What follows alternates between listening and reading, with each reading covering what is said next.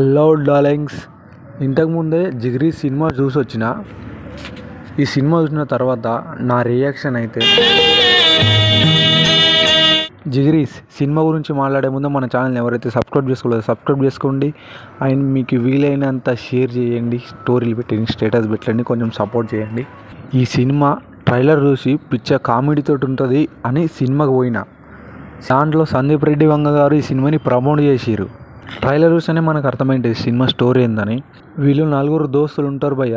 4 దోస్తులు తాగిన మబ్బుల గోవాకి వెళ్ళాలని ప్లాన్ వేసుకొని ₹1 కూడా లేకుండా మారుతి 800 కార్ తీసుకొని గోవాకి వెళ్ళిపోతారు భయ్య. వెళ్ళేటప్పుడు ఏమేమైంది, పోయిన తర్వాత ఎట్లున్నారు పైసలు లేకుండా గదే సినిమాలో స్టోరీ. దాంట్లోనే కొంచెం ఫన్ యాడ్ అయి ఉంటుంది అన్నమాట ఈ సినిమాలో.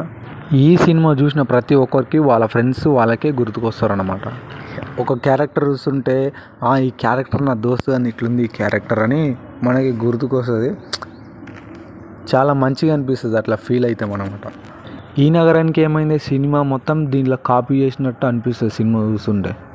అరే సీను ఈ నగరానికి ఏమైంది సినిమాలో చూసిన అనే ఫీలింగ్ వస్తుంది మనకి. ఈ సినిమాలో మెయిన్ క్యారెక్టరు నా ఫేస్ మీద కొంచెం నవ్వు ఉంచింది మాత్రం ఈ క్యారెక్టర్ లేకపోతే సినిమా అల్లకొల్లోలం అయిపోయేది. అంటే ఈ క్యారెక్టర్ ఉన్నంతసేపు నా ఫేస్ మీద కొంచెం స్మైల్ ఉందన్నమాట.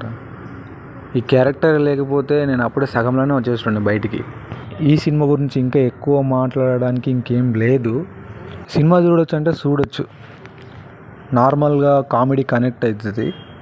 నన్నైతే కొంచెం అంత కనెక్ట్ అయితే చేయలేదు సినిమా. అండ్ కొందరు నన్ను అడుగుతున్నారు రేటింగ్ భయ్య మొత్తం చెప్పిన తర్వాత సినిమాకి రేటింగ్ ఇవ్వు అని.